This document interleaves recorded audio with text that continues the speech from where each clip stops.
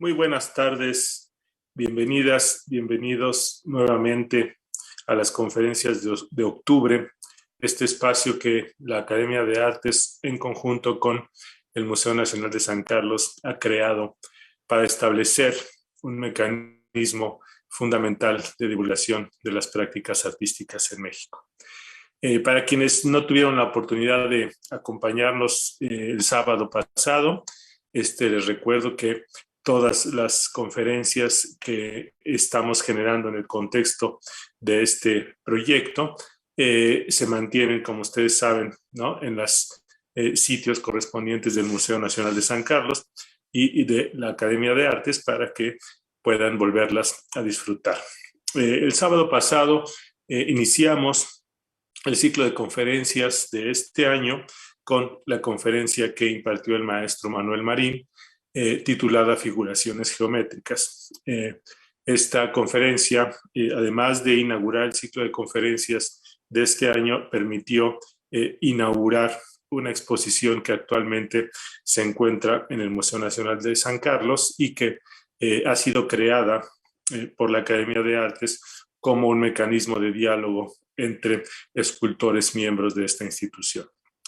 Esto solamente es un recordatorio. El día de hoy, en la segunda conferencia de las 4 que tendremos en este mes, les recuerdo también que tenemos una conferencia de el maestro Arnaldo Cohen y una conferencia de Renato González Melo, ambos miembros también de la Academia de Artes, en los próximos 2 sábados. Pero el día de hoy tenemos a la doctora Louise Noel Gras, que es, además, evidentemente, de una de los miembros de la Academia de Artes, una investigadora importante respecto de muchos temas asociados a las disciplinas arquitectónicas, y particularmente el día de hoy nos va a hablar sobre un personaje que es importante no solamente para la arquitectura, para la pintura,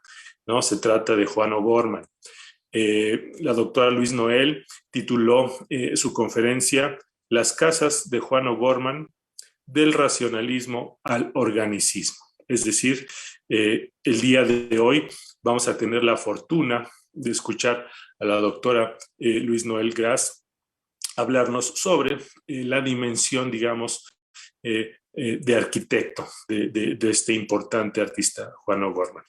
Sin mayor preámbulo, me voy a permitir hacer una breve semblanza, y digo breve porque la doctora Louise Noel Gras es una de las, evidentemente, personalidades con más impacto a nivel, digamos, historiográfico en el ámbito de la arquitectura. Es decir, su producción académica y su trabajo académico es muy vasto. Por eso me refería a que solamente iba a ser una breve semblanza en este contexto para presentarla. Louise Noel Gras es investigadora del Instituto de Investigaciones Estéticas de la Universidad Nacional Autónoma de México. Ahí se desempeña como historiadora de la arquitectura, precisamente. En la actualidad es secretaria técnica del Comité de Análisis para las Intervenciones del Campus de Ciudad Universitaria y de los campi de la UNAM. Es decir, además de su trabajo en el Instituto de Investigaciones Estéticas, colabora de manera fundamental, ¿no?, en este espacio académico. Además, ha impartido cursos y clases en la UNAM y en numerosas instituciones de nivel superior en México y en el extranjero. Y evidentemente es autora de un buen número de libros y publicaciones o artículos sobre la arquitectura mexicana y latinoamericana. Se ha involucrado en diversos aspectos de la investigación y la crítica arquitectónica, como también ha sido cofundadora del Comité Internacional de Críticos de Arquitectura, SICA, y miembro honorario de la Academia Nacional de Arquitectura y de la Academia Nacional de Bellas Artes de Argentina. Es una importante personalidad por su compromiso con la protección del patrimonio de los siglos XIX y XX, y es, por si fuera poco, miembro del ICOMOS y DOCOMOMO y de diversos comités nacionales relativos al patrimonio, además de ser miembro del número, evidentemente, de la Academia de Artes en la sección de Historia y Crítica del Arte. Y, evidentemente, También es importante mencionar que la doctora Luis Noel Gras es actualmente la académica secretaria de este órgano colegiado. Luego, entonces, sin más preámbulo, les agradezco muchísimo su presencia y le cedo la palabra a la doctora Luis Noel Gras, que seguramente nos va a regalar una charla importantísima con información fundamental para profundizar más sobre la obra de Juan O'Gorman. Bienvenida, doctora. Buenas tardes. Muchas gracias, doctor Mantilla. Muchas gracias a mis colegas académicos, al Museo Nacional de San Carlos por copatrocinar, coorganizar con nosotros estas charlas de octubre y mis saludos esta tarde a todos ustedes que nos acompañan el día de hoy.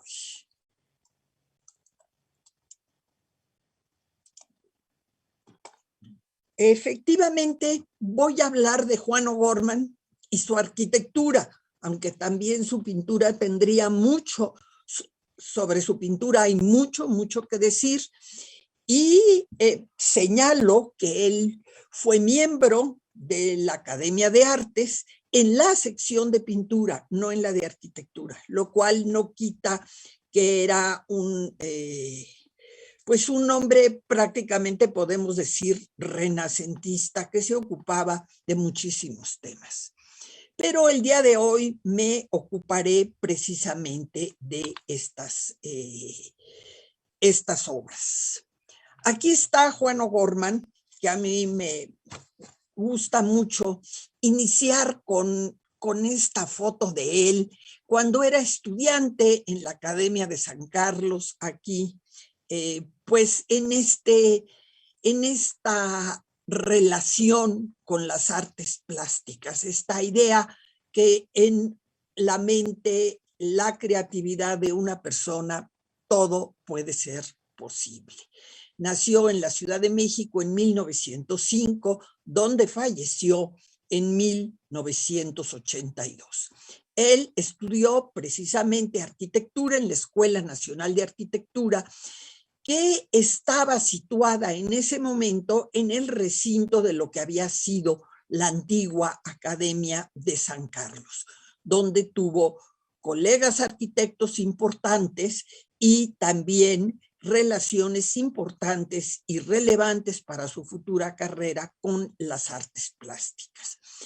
Juan O'Gorman desde muy pronto se interesó por la arquitectura moderna. Él fue del grupo de discípulos, de un grupo de 6 alumnos que pidieron que fuera José Villagrán García quien les diera el curso de teoría, ya viendo a la arquitectura hacia una modernidad. Por eso, cuando realiza su primera casa moderna, la podemos considerar como un manifiesto de arquitectura, de modernidad, de relación con una forma muy particular de expresar la arquitectura.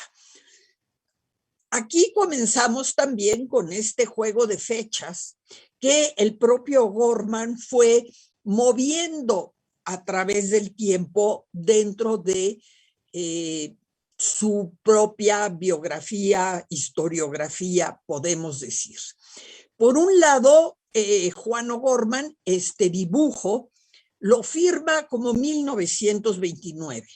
Yo no dudo que tal vez lo haya hecho en 1929, pero él mismo firma, como si fuera una obra de arte, su casa en esta esquina de aquí está descubierto hoy en día, cuando se restauró lo encontraron, y dice 1931 claramente.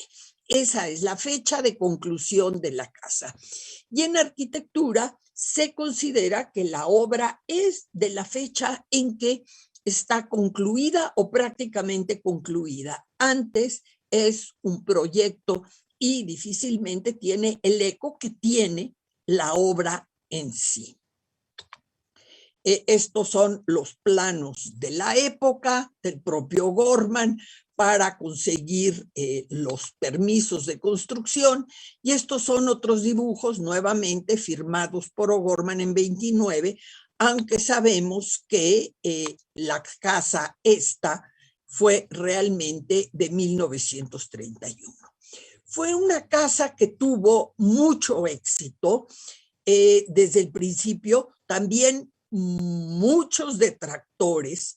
Estaba en este nuevo fraccionamiento que se había hecho frente a lo que hoy en día conocemos como el restaurante San Angelín, que era una antigua hacienda de San Ángel, la hacienda de Goicoechea, y que estaba muy cercano al centro del pueblo en esa época de San Ángel, donde la mayoría de las construcciones eran o del periodo colonial o seguían esa tendencia. Y una obra como esta, pues despertó muchísimas críticas porque no era muy comprendida o muy bien comprendida en ese momento. Sin embargo, muy pronto esta casa fue reconocida por autores nacionales y internacionales como una gran expresión de la arquitectura moderna. Sterborn, en el libro seminal de 1937, Arquitectura Moderna en México, Modern Architecture in Mexico, publicado en Nueva York, es quien toma estas fotos y las publica. Tenemos que decir que O'Gorman en ese momento buscaba o tenía mucho de su inspiración, podemos decir, buscaba antecedentes en la obra de uno de los arquitectos que lideraban el movimiento moderno a nivel internacional, Le Corbusier. Y definitivamente para esta casa, él se basa en los preceptos de lo que se conoce como la casa dominó, o esta estructura que vemos aquí, que es una estructura que planteaba este arquitecto como despegada del suelo para evitar humedades, para evitar el frío de lugares nórdicos como Francia o más al norte, con un clima más difícil, sostenida sobre pilotis, lo que permitía una planta abierta libre que podía subdividirse interiormente como se deseara, con la escalera al exterior para no interrumpir esta planta libre al interior, y que permitía eventualmente cerrar los muros de acuerdo a las necesidades del asoleamiento, de la ventilación, etc. Esto es lo que va a hacer O'Gorman en su casa. Es una casa sobre pilotis que se continúan aquí, que cierra la parte superior de esta gran planta libre, la cierra con una ventana corrida en los tres lados. La parte de atrás es la colindante con el resto de la casa, y que responde exactamente a lo que él proponía. Él proponía que esta casa fuera para su padre, Cecil O'Gorman, un ingeniero de minas retirado que dedicaba sus afanes en ese momento a la pintura. Un lugar con una espléndida iluminación para aquel que dedicaba su vida a pintar. Por otro lado, proponía una arquitectura totalmente libre de toda decoración, pero libre de una manera casi podemos decir extrema. Por eso es que a veces he dicho que se puede señalar a esta obra como un manifiesto. ¿Extrema en qué sentido? Que quedaba todo aparente. No hay prácticamente aplanados que conocemos o repellados en el techo. Los pisos son de concreto muy sencillos, y las instalaciones notoriamente aparentes. Y no es que no supiera hacer las interiores, simple y sencillamente era la postura de esto que eventualmente se llamó la arquitectura povera o la arquitectura pobre, una arquitectura que conllevaba un costo mínimo. La escalera exterior, que él repetirá eventualmente en otras obras, lo vamos a ver, no solo es esta consecución de las propuestas de Le Corbusier, sino es realmente un elogio a la creatividad del propio arquitecto que diseña estas formas excepcionales para contrastar con lo cuadrado de la construcción. Esta era la casa en la que vivía Juan O'Gorman con su padre, aquí al fondo de esta calle en San Ángel, y es obvio que su padre no haya querido moverse a esta casa tan pequeña, tan sencilla, tan lejos del gusto de él en ese momento. Esta es la casa restaurada en la actualidad. Aquí tenemos que mencionar que el restaurador de esta casa, al igual que un poco antes de las casas de Diego y Frido, que son anexos y a las que ahora me referiré, es el arquitecto Víctor Jiménez, y que acaba de recibir un premio internacional por la restauración de esta casa hace un mes escaso, de parte de Docomomo Internacional, por la calidad de una intervención tan cuidadosa, tan respetuosa, regresando a lo que era la casa originalmente y que había sido muy deteriorada y muy modificada a lo largo del tiempo por quien le compró esta casa a O'Gorman a finales de los años 30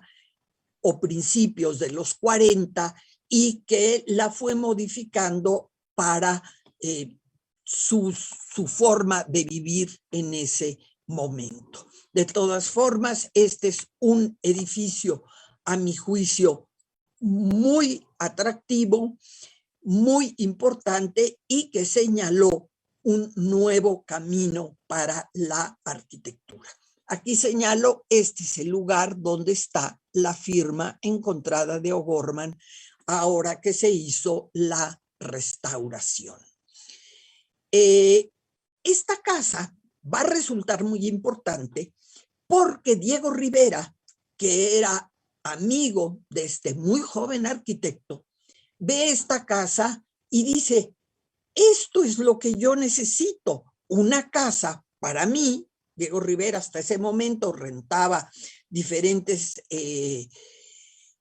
espacios en el centro histórico, una casa que sí puedo pagar, no una casa muy complicada, con elementos muy caros, al contrario, es una casa que yo puedo hacerme.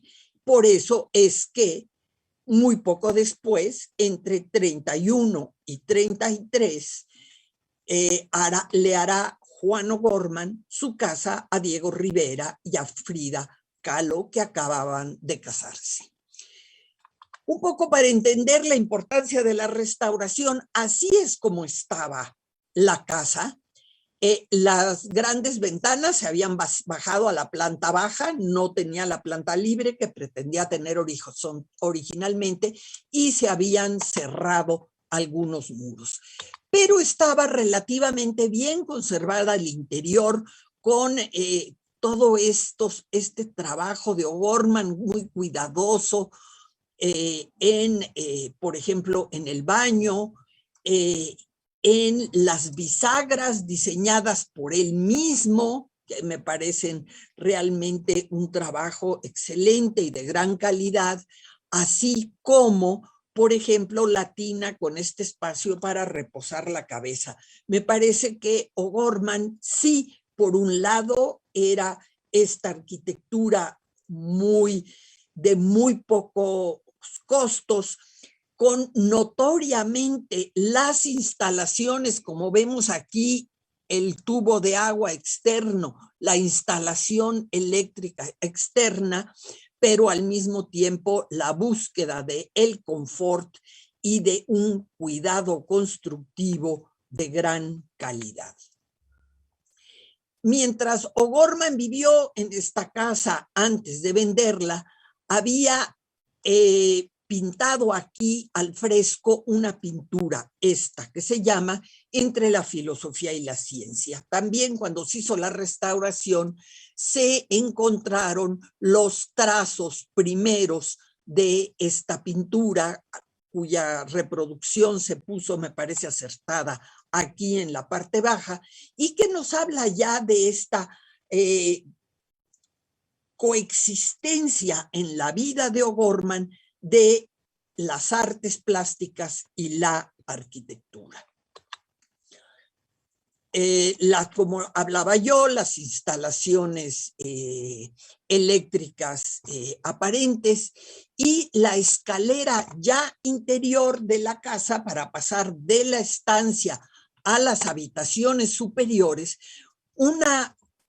para mí una obra de diseño, estructura y construcción extraordinaria. Es una sola pieza de concreto pulido rojo con las pisadas de concreto gris puesta posteriormente. Los tubos normales como barandal, pero la pieza arquitectónica de la escalera es realmente extraordinaria. Lo que sí tenemos que decir es que los espacios planeados por O'Gorman eran muy pequeños, las habitaciones son mínimas, la cocina también tiene un solo baño, pero es una obra que aún hoy en día, que en parte tiene algunas veces exposiciones, vale la pena conocerla y apreciarla como esta gran primera propuesta de Juan O'Gorman. Juan O'Gorman obviamente había visto en publicaciones y las publicaciones de estas obras. Por un lado, el famoso libro de Hacia una arquitectura, este libro seminal de Le Corbusier de 1923, y por otro lado, en publicaciones, obras como La casa del pintor aux enfants, que había hecho Le Corbusier en 1922 en París. Casa que le servirá a él de el camino a seguir cuando decide hacerle su casa a Diego Rivera. Me gusta mucho a mí esta foto de O'Gorman muy jovencito cuando va a hacer la casa de Diego Rivera. Tenía 25 años, pocos arquitectos van a hacerle la casa a un artista tan importante como Diego Rivera a esa edad. Y me gusta mucho esta foto. Ellos están parados por aquí, donde están ya estos órganos recién colocados. Este es las casas estudio que le va a hacer O'Gorman a Diego Rivera y Frida Kahlo. Serán dos estructuras separadas con un puente que las une. La más interesante, obviamente, es la de Diego Rivera, que siguiendo los preceptos Le Corbusianos está sobre pilotis con las escaleras exteriores y también recordando la casa del pintor aux enfants, tiene estos dientes de sierra en la parte superior. Me regreso para que la vean. Aquí están los dientes de sierra que permiten esta luminosidad cenital que es muy importante y muy bienvenida por un pintor.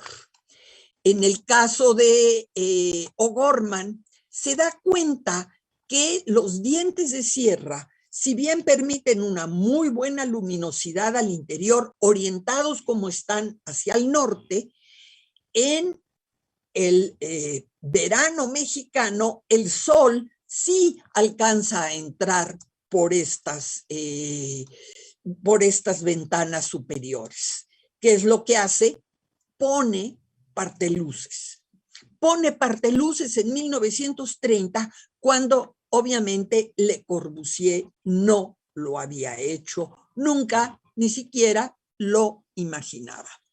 También, como un gesto de que esta obra está en México para un pintor mexicano, el gran ventanal del estudio lo va a desplazar para que dé al norte exacto. Esta parte del terreno da al norte, pero no es el norte exacto. Él desplaza la estructura para señalar el norte exacto, explicando cómo él también conocía perfecto el tema de la pintura y por qué el norte es la mejor iluminación que puede tener un pintor, porque no tiene variaciones por la incidencia solar. Aquí está la parte o el otro lado de la casa de Diego Rivera, y esta es la casa de Frida Kahlo, que tiene aquí lo que sería el estudio de Frida con ventana hacia todos los lados, un poco emulando las ventanas de la casa de Cecil O'Gorman.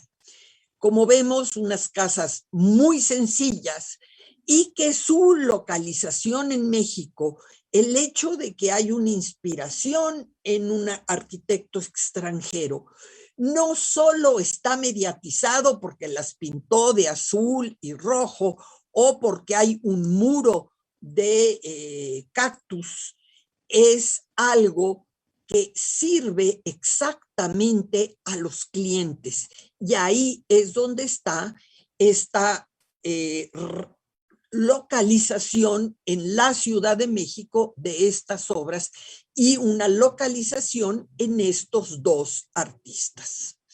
Va más allá del simple hecho de tener las instalaciones aparentes, marcar muy claramente techos terraza, pero cuyos barandales son de tubo para no gastar en herrería, sino se ensamblan tubos simplemente, pero unas casas que tienen el significado exacto de la vida de estos artistas. La casa de Diego no tiene cocina. Él, en su casa no se cocinaba. Él estaba acostumbrado, como todo muralista, a que a mediodía bajaba un momento, tomaba cualquier cosa y volvía a subirse a los andamios. La casa de Frida sí tiene una cocina. Aquí tenemos otra vista de estas casas que, como dije en su momento, en San Ángel, en esta esquina importante, realmente levantaron muchas críticas, sobre todo en el periódico. Aquí vemos el interior de la casa, del estudio del pintor aux enfants, precisamente con este techo y los grandes ventanales para tener una buena iluminación interior. Y aquí está el estudio de Diego Rivera, con esta luz tamizada que viene del norte, al igual que la de la ventana, y claro, O'Gorman parado en la parte superior de este estudio, mirando hacia abajo, como parte de entender la excelente relación de estos dos personajes. Aquí vemos claramente el desplazamiento de la parte superior, cómo está todo realizado sobre pilotis y algunos elementos particulares. Ante la duda de cuándo se terminó esta casa o no, para mí es muy claro que en esta foto de Guillermo Kahlo de 1900 que está fechada, porque fechaba sus obras, sus fotos, dice julio 31 de 1932, las casas están listas. Con cuestiones, por ejemplo, tan interesantes, lo tiene la casa de Diego. Aquí lo vemos desde la cocina de Frida Kahlo, estos ductos hacia el bote de basura para echar la basura por ahí, algo realmente muy moderno, muy novedoso en ese momento. Aquí vemos una foto de la casa en la actualidad. Esto nos ayuda realmente a entender, a fechar estas casas, más allá de lo que Juan O'Gorman hubiera puesto en los dibujos, más allá de lo que otras personas han dicho tratando de hacer pasar otras casas como las primeras de México. También el error que se ha dicho que la casa de Cecil O'Gorman es la primera de América Latina, lo cual no es cierto, las de Warszawski en Sao Paulo son antes. Simple y sencillamente establecer la casa de Cecil O'Gorman es de 1931 y la de Diego Rivera y las de Diego Rivera y Frida Kahlo, casas estudio, son de 1932. Este es el interior de la casa de Frida Kahlo, que tiene la escalera sí separada de exactamente lo que es la casa dominó, que está sobre pilotis, con la escalera exterior, pero como una deferencia hacia Frida Kahlo, pone un muro para proteger esta escalera y no la deja a la intemperie como había dejado las de la casa de Diego Rivera. Poco después, para 1932, entre 32 y 34, Juan O'Gorman va a hacerse su propia casa, a una cuadra de ahí. Podemos decir, atrás de lo que hoy en día es el restaurante San Angelín. Esta es una foto de la época, donde es una casa muy sencilla sobre pilotis con la habitación en la parte superior. Aquí está la escalera de acceso a la casa y esta es Helen Fowler, la esposa de Juan O'Gorman. Una casa muy interesante, como ven, la parte de abajo prácticamente sobre pilotis, siguiendo la forma de proponer la arquitectura de la casa dominó, y arriba una casa muy sencilla, estancia, cocina, baño y alcoba. Juan O'Gorman va a hacer un buen número de casas en los años 30. Para 1934, a Frances Tour, la editora de la revista Mexican Folkways, le va a hacer su casa. Una casa que es a la vez la casa y la oficina de la revista. Por eso, una entrada es para la primera planta, que es la planta de la oficina, y la otra entrada es para la zona habitacional que está arriba, con nuevamente una clara referencia a las escaleras exteriores. También lo que ya habíamos dicho, la idea de que están los pilotis que siguen hasta arriba, como vemos aquí, o sea, esta racionalidad, los barandales de tubo, todo este lenguaje de una arquitectura muy sencilla, lo vemos en la puerta, lo vemos en la barda, de una arquitectura que busca el menor costo para realizarse, sin por ello poner en detrimento el confort de quienes van a habitar en ellas, ni la funcionalidad requerida por cada uno de los clientes. Esta es la casa de Julio Castellanos, aquí una pintura de Julio Castellanos. Esta es su casa con la escalera protegida un poco a la manera de la que vimos de Frida Kahlo. Este es el estudio de Julio Castellanos que vemos aquí al interior con esta entrada de luz también cenital. El tipo de construcción, el tipo de concas,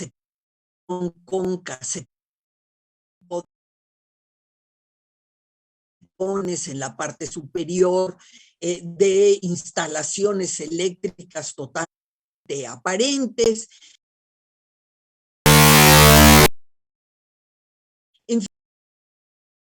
En fin, toda este lenguaje arquitectónico que tiene Juan O'Gorman.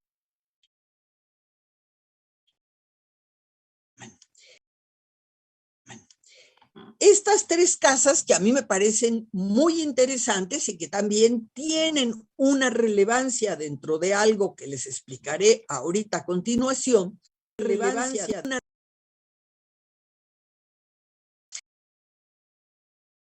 Son tres casas proyectadas para, como él pone aquí, los señores Alfonso Sotomayor, Luis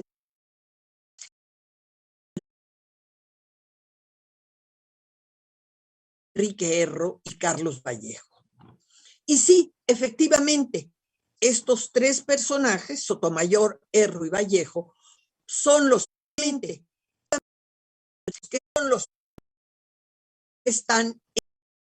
están en la fundación en 1936 del Instituto Politécnico Nacional.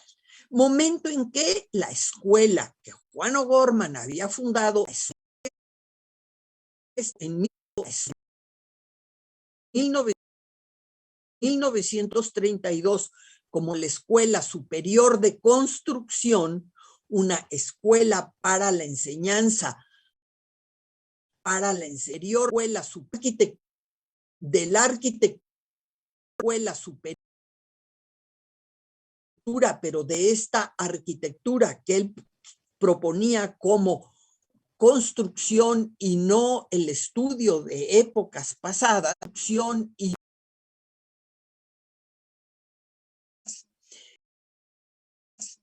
se convierte en la Escuela Superior de Ingeniería y Arquitectura del Instituto Politécnico Nacional.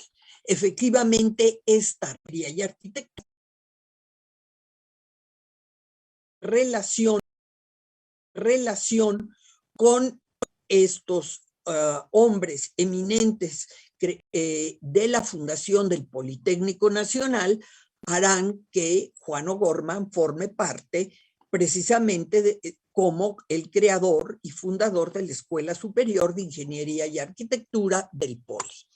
Aquí están estas casas, también con los muros propuestos con cactus, con las escaleras exteriores, sobre pilotis, en fin, el mismo lenguaje que venía manejando ya O'Gorman. La más significativa de ellas es esta, como él mismo pone, la casa habitación para Luis Enrique Erro, que era un astrónomo con un observatorio de astronomía anexo a la casa, y efectivamente se construyó como se construyeron las otras. Aquí vemos el perfil de la primera, vemos la casa con el observatorio, el muro de cactus y los diferentes elementos totalmente expuestos de la arquitectura, de esta arquitectura de gran sencillez.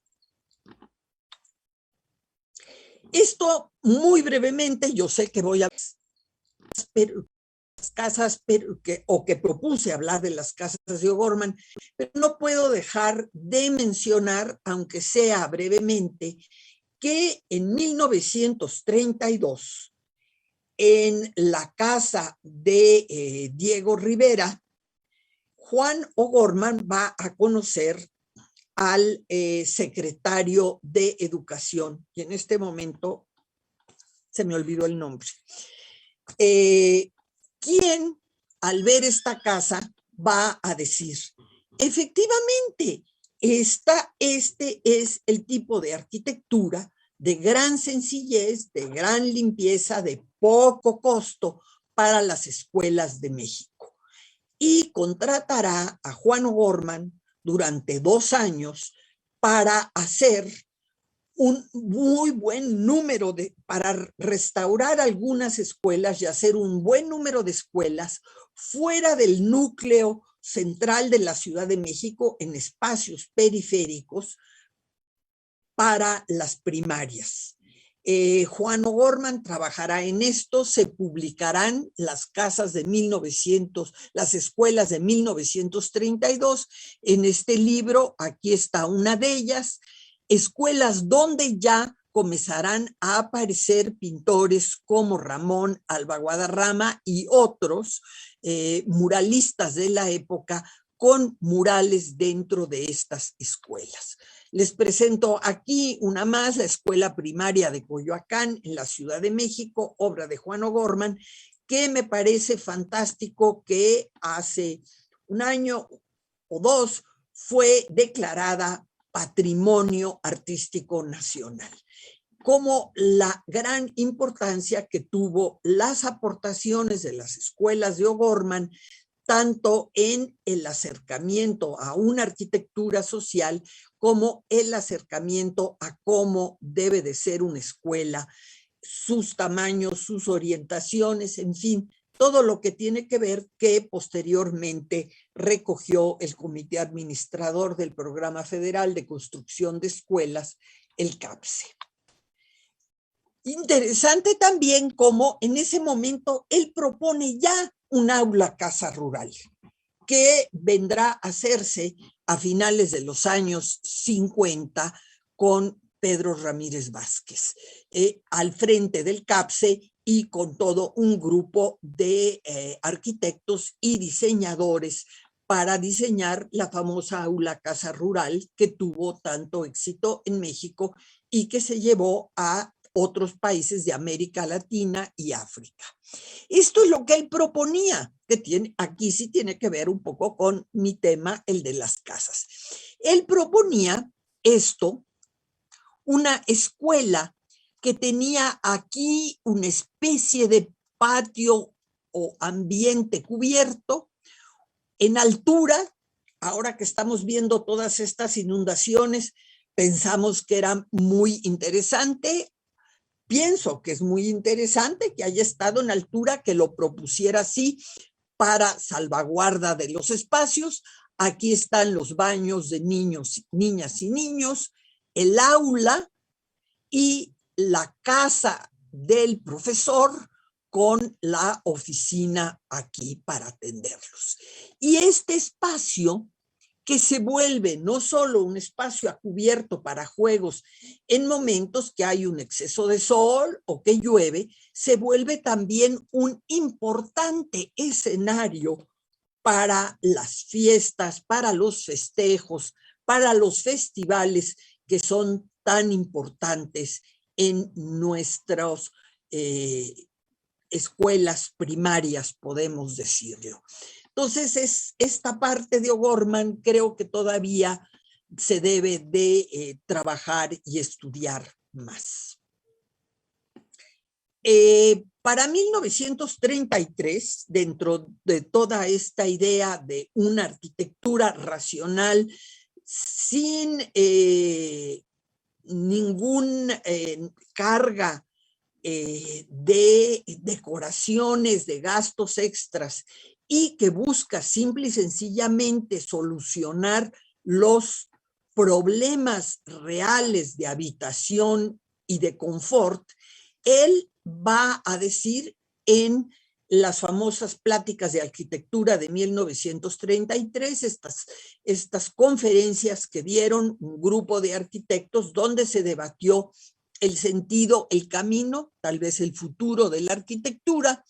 Él nos va a decir: el arte de superestructura y el arte que no sea consecuencia directa de la técnica será siempre una incongruencia y la manifestación del bienestar banal de una minoría, logrado a base de la minoría de los demás. Para él, la técnica era lo más importante en ese momento.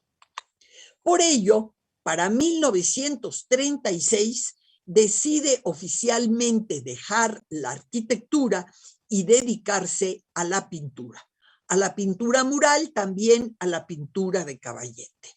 Para ello pongo esta pintura que a mí en particular me gusta mucho. Es el propio O'Gorman sosteniendo en su mano el plano de Uppsala, este que vemos aquí y que ahora de Suecia nos los han prestado y está expuesto en el Museo Nacional de Antropología e Historia, con esta gran pintura de la Ciudad de México, intitulada así, donde se ve la arquitectura moderna, estas nuevas construcciones que están surgiendo, pero le da un lugar primordial al trabajador de la arquitectura como aquel que realmente logra que se realicen estas obras y no solo el arquitecto con sus planos. Para 1945 va a tener un primer acercamiento nuevamente a la arquitectura, 10 años después. ¿Qué es lo que pasa? Pues resulta que su amigo Diego Rivera le dice: compré un terreno en la zona pedregosa, del Pedregal, mucho más al oriente que lo que conocemos como el Pedregal de San Ángel, donde quiero hacer un edificio para tener un estudio más grande y sobre todo para colocar la colección, la gran colección que ya tenía en ese momento Diego Rivera de piezas prehispánicas. Y le pide, el diseño lo hace Diego Rivera, quiere hacer un edificio muy masivo, que no sea caro porque va a usar la piedra misma que está ahí en el sitio, o sea, no va a gastar en muchos otros materiales, con reminiscencias prehispánicas, que era un poco su gran interés en ese momento, puesto que estaba adquiriendo y había venido adquiriendo toda esta gran colección de piezas prehispánicas y un gran espacio con este gran ventanal al norte para su estudio.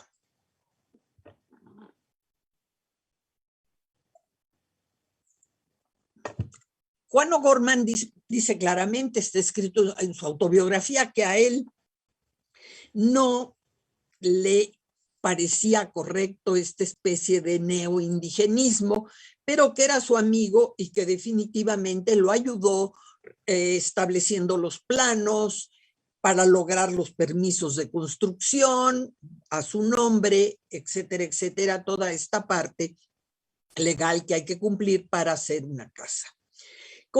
Comenzaron a hacer la primera parte y hicieron el primer, lo que llamamos colado de concreto.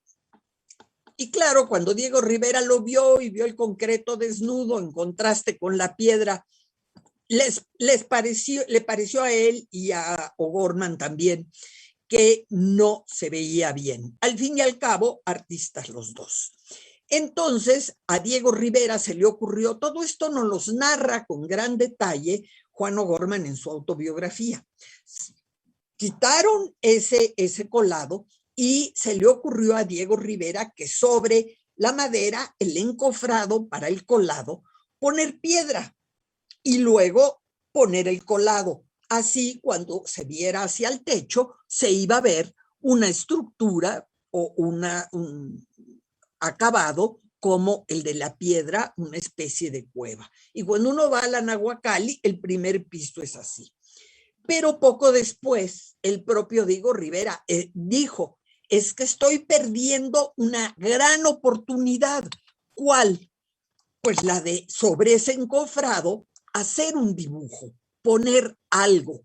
Y este es uno de los pasillos donde sí hay pedacería de piedra de la misma que tienen los muros de la construcción, pero con mármol, en fin, pedacería de otras piedras hace algunos dibujos. A mí me parece particularmente interesante que es un Quetzalcóatl con un perro prehispánico, y el propio Diego Rivera se retrató aquí porque él siempre hablaba de que él era un sapo. Esto le va a dar la idea a O'Gorman, y para 1950, cuando se comienza a construir la ciudad universitaria, él va a expresar esto. Ocurrió un procedimiento diverso que tuvo gran importancia y que yo he usado frecuentemente. Tal procedimiento fue, como les expliqué, sobre la cimbra de madera, colocamos una capa de pedacería de piedra gris. Posteriormente, el maestro demolió dichas losas para hacer otras de concreto que tuvieran mosaico con dibujo. Y de ahí O'Gorman tuvo la idea de hacer mosaicos de 1 metro por 1 metro para diseñar la Biblioteca Central de Ciudad Universitaria. Y regresa a la arquitectura, pero regresa a la arquitectura, a mi entender, para poder hacer este mosaico, no porque él particularmente quisiera hacer una biblioteca en la futura ciudad universitaria. En la ciudad universitaria, todos los edificios estuvieron hechos por grupos de arquitectos. Él va a llevar el equipo de los arquitectos junto con Juan Martínez de Velasco y Gustavo Saavedra. Y personalmente se va a dedicar al diseño de los murales, más de 4,000 metros de murales en las 4 caras del edificio. Aquí están los dibujos, aquí está O'Gorman, 1 a 1, porque estos dibujos, aquí está nuevamente O'Gorman con alguno de estos dibujos, los dibujos originales. Estos dibujos después se ponían en el suelo, se hacían los marcos para el colado y se iba poniendo sobre lo que él ya había marcado como negro, aquí rojo, amarillo, de todas estas piedras de 11 colores que él había conseguido en diversos lugares del país. Estos son los mosaicos como iban quedando, y aquí cómo los fueron colocando sobre el edificio. Esto es un hecho importantísimo. Este es uno de los edificios más retratados de México, más reconocidos en el extranjero de la ciudad universitaria, y que forman parte de este patrimonio mundial por parte de la UNESCO, declarado el 2 de julio de 2007. Aquí vemos la firma de Juan O'Gorman, 1952, aunque concluyó el mural un poquito más adelante, como a principios de 1953. Una cara, esta al sur, es la cultura europea o occidental. La cara al norte es la cultura prehispánica. Esta cara es el México actual, y esta de acá, la poniente, es la cara de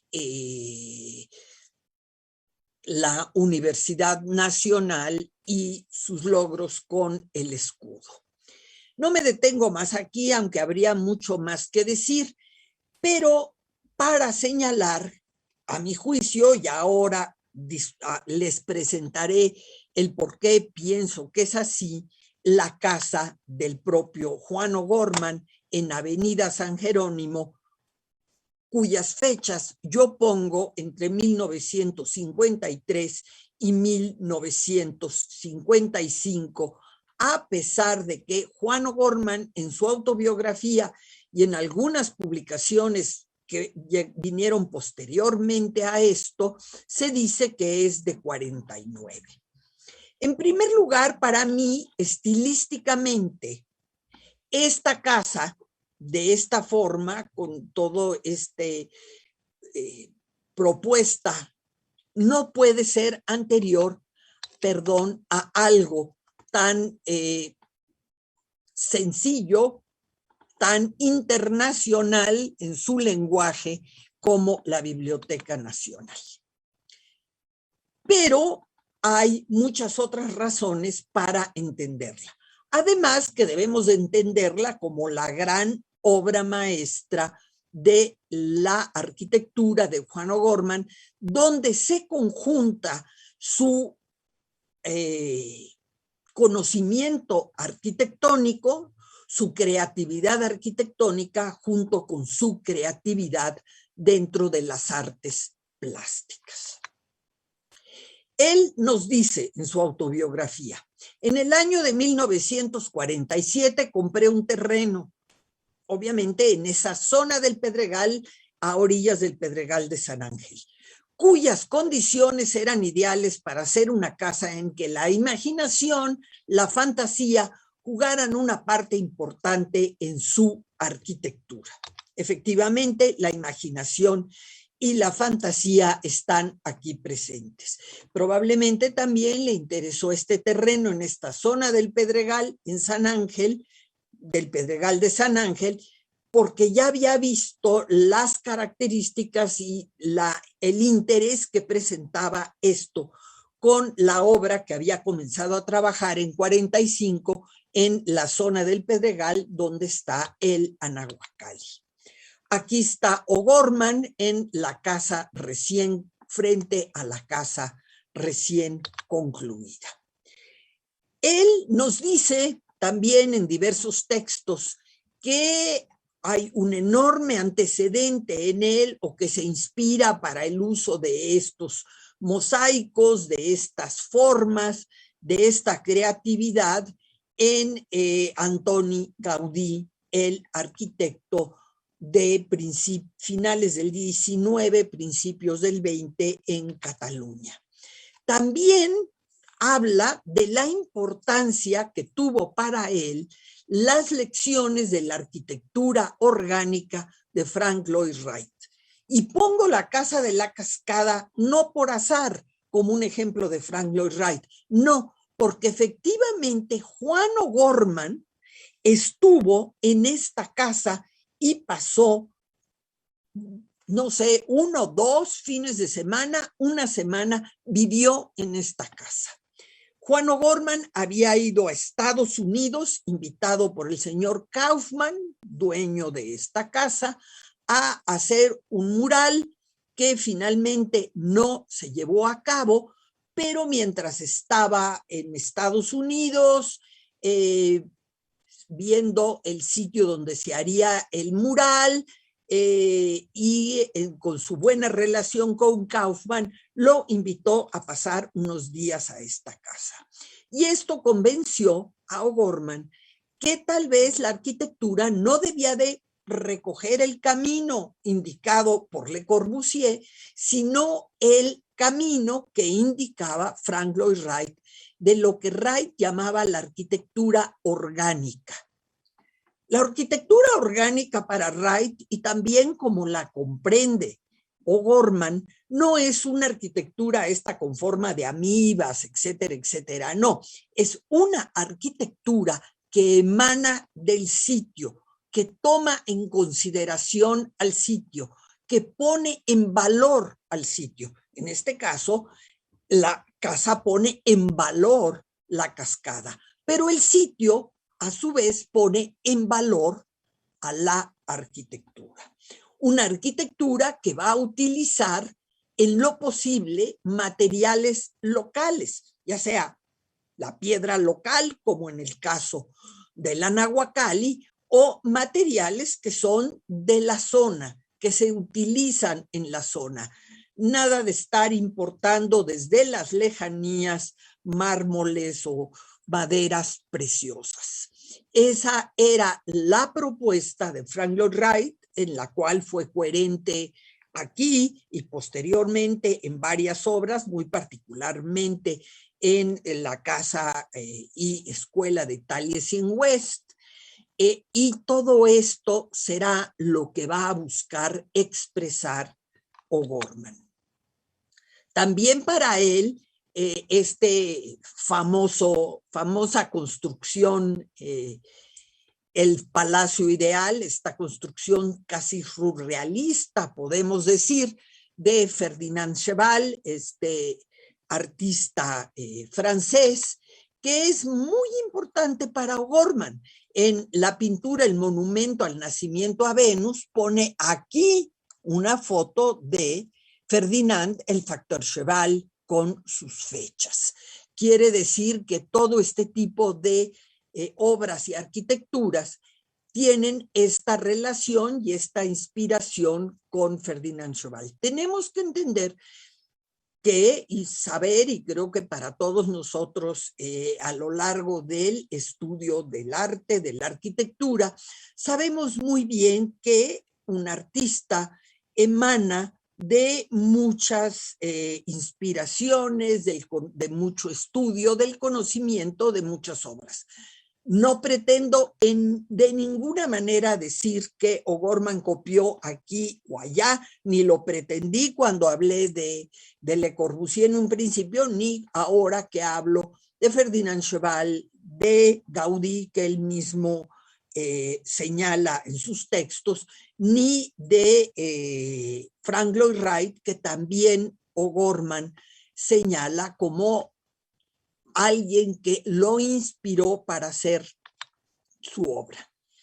En paralelo, en esa época están sucediendo este tipo de construcciones. Edward James, un poco después, en Las Pozas, en Xilitla, hará su famoso Jardín Fantástico, y más o menos por esa época, Carlos Lazo estaba realizando lo que él llamaba las cuevas civilizadas. Esta es una casa en las lomas, que es como se ve aquí, prácticamente una cueva, y están las casas cuevas civilizadas en la zona de Santa Fe.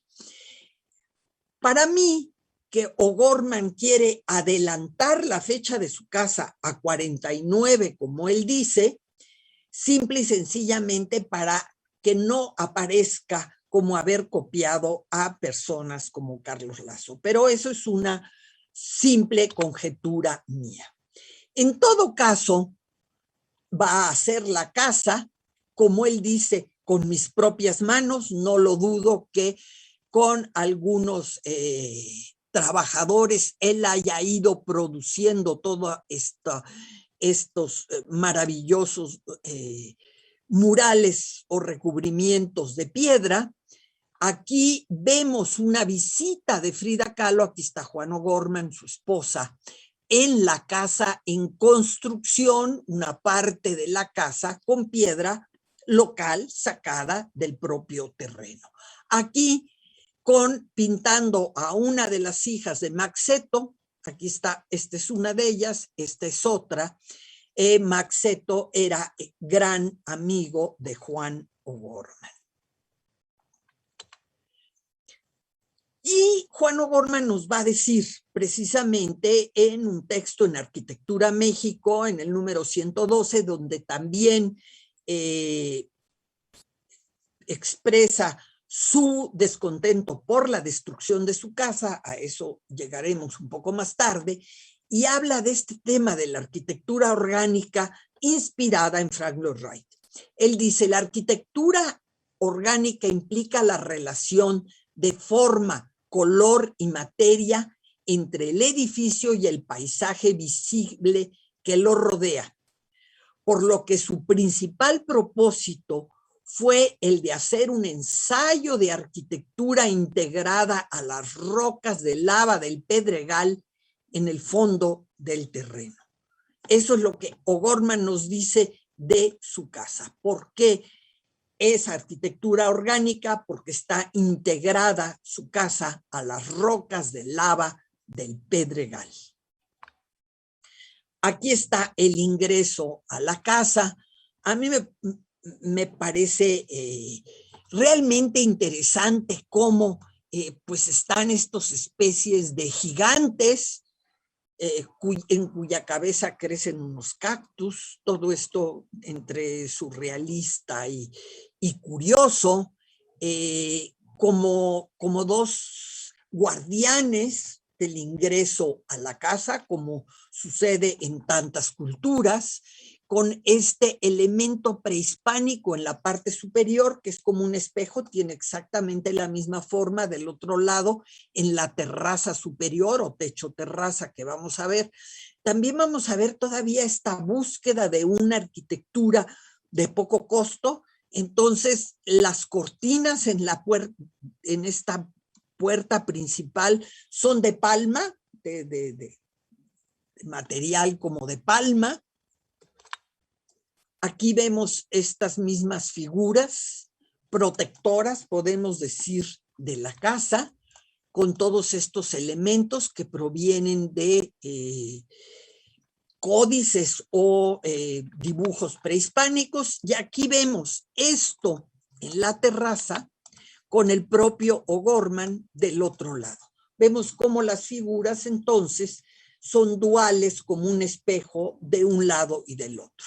Aquí va a trabajar el piso, ya lo habíamos visto un poco este piso, donde está O'Gorman aquí pintando a las hijas de Maxeto, con todos estos elementos como el chalchitlicue prehispánico, que es la piedra preciosa, elementos como la serpiente emplumada, el famoso Quetzalcóatl, las plumas son conchas, la chimenea es este elemento que a mí me recuerda ciertos elementos prehispánicos que están, estas calaveras en el templo mayor que tienen como una piedra de obsidiana en la boca, y vemos muy claramente que toda la construcción o mayor parte de la construcción es de la piedra del Pedregal. Aquí nuevamente esta vista y los dibujos de O'Gorman, porque él era alguien, por otro lado, muy preciso, con dibujo muy preciso y con una transcripción de eso muy precisa.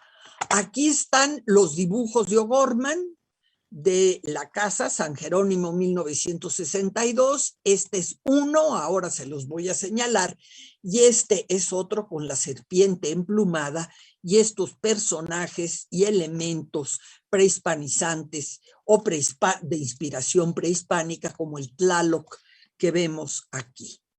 Este elemento es y estos elementos son los que vemos aquí, pero espejeados, porque O'Gorman le daba la vuelta a los dibujos en el momento en que los utilizaba. Aquí están los dos personajes prehispánicos, Tlaloc, la serpiente. Debo decir que estas fotos, las de color, son de Juan Guzmán y las de blanco y negro son de Lola Álvarez Bravo, todas fotos obviamente de época, ya que la casa no existe más. Curiosamente, una escalera exterior, siempre esto quedó en la mente de O'Gorman. Estas son las estupendas fotos de Lola Álvarez Bravo.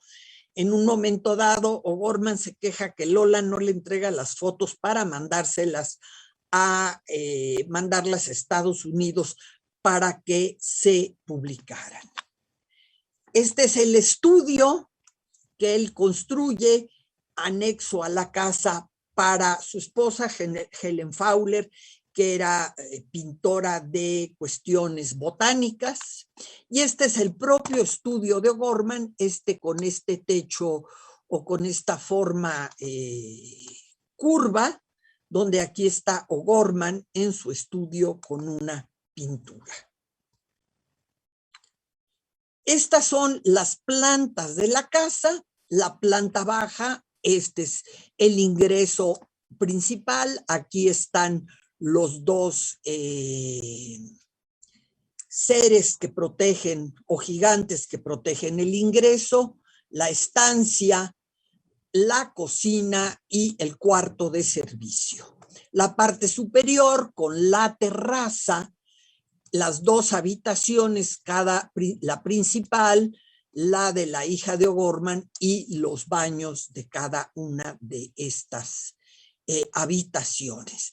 Y vemos estas curvas, y estas curvas precisamente pertenecen a la cueva. Utiliza en la parte de abajo una cueva.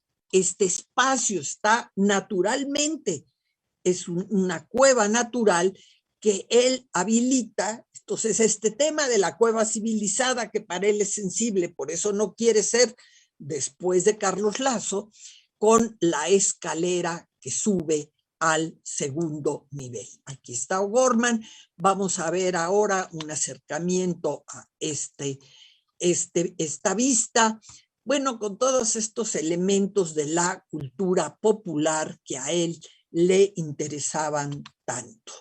Otra vista de este interior, una más, fotos de Lola Álvarez Bravo, el techo, y un poco donde yo encuentro que la casa, mi primer encuentro, que la casa es de 1955. Este es el plano, comillas, lo que se llama un maduro, o estas copias azules del plano original. Lo vemos firmado por Juan O'Gorman.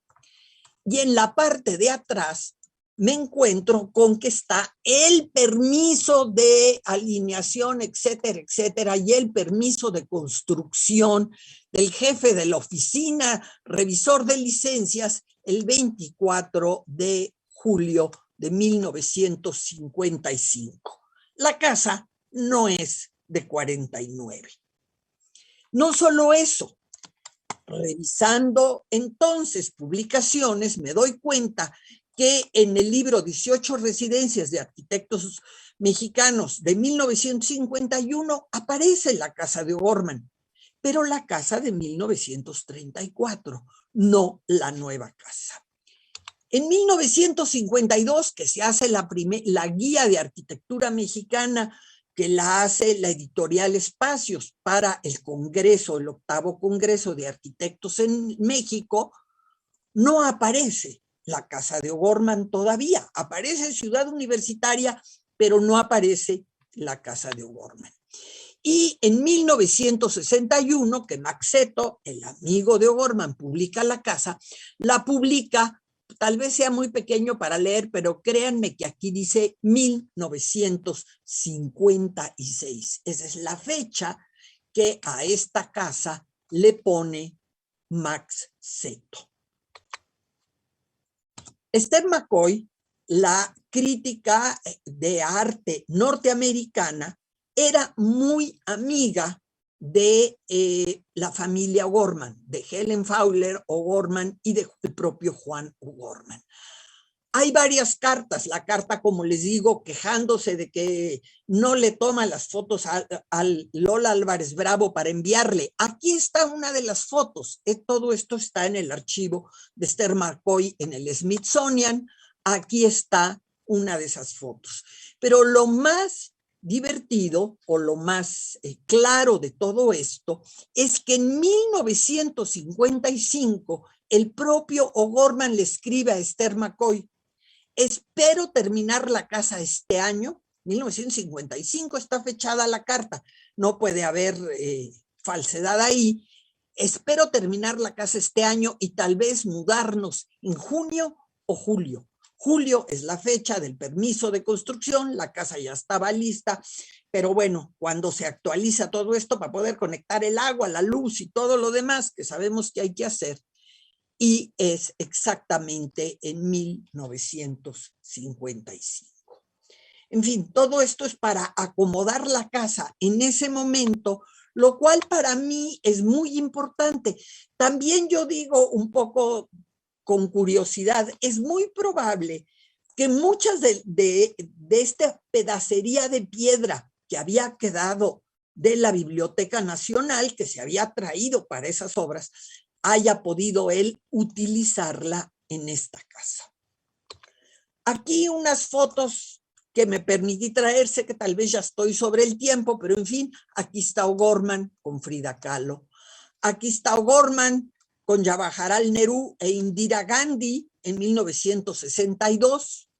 Nos da idea de este arquitecto, este artista que tenía todas estas importantes relaciones, incluyendo a O'Gorman y su relación con Pablo Neruda cuando fue a hacer el balneario, el mural del balneario Tupahue, cuyos dibujos tenemos en la Academia de Artes, en nuestro acervo.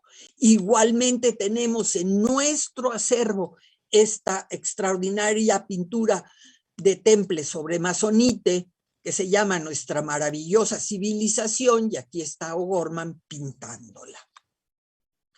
Este es el artículo que les digo a propósito de conservación, donde O'Gorman se queja que vendió su casa a Helen Escobedo en 1969 y ella la transformó de esta forma. La cambió, la hizo, según ella, mediterránea, que porque era una casa donde había muchas arañas.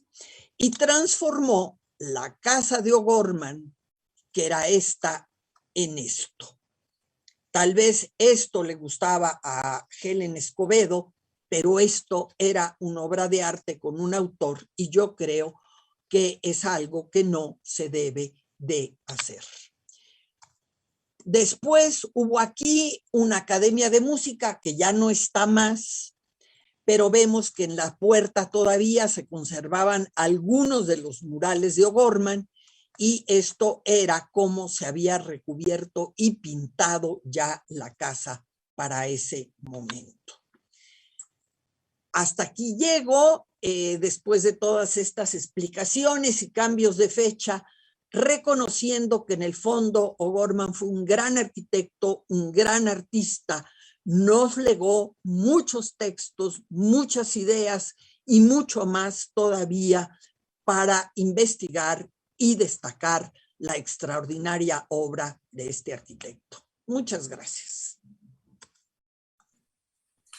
Muchísimas gracias, doctora Luis Noel Gras. La conferencia ha sido una conferencia que, por lo que evidentemente los comentarios del público nos refieren, ha sido fantástica, ilustradora y evidentemente generadora de reflexiones, que es lo más importante. Muchísimas gracias. Le quiero agradecer, doctora Luis Noel, su conferencia, el compartir con nosotros tanta información que seguramente nos generó todavía muchas cuestiones, su vínculo con otros artistas, su obra pictórica, pero que seguramente en algún momento podremos profundizar. Por el momento, a mí no me queda más que agradecerle su participación, agradecerle a quienes estuvieron conectadas y conectados hoy con nosotros compartiendo este espacio, e informarles que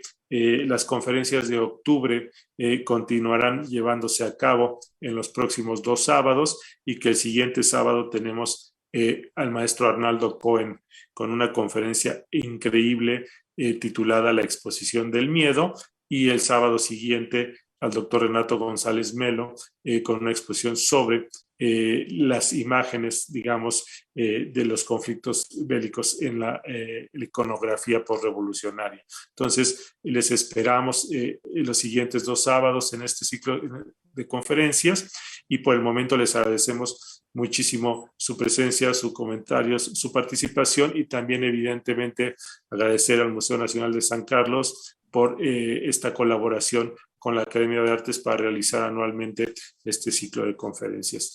Que tengan muy buenas tardes y que tengan bonito fin de semana.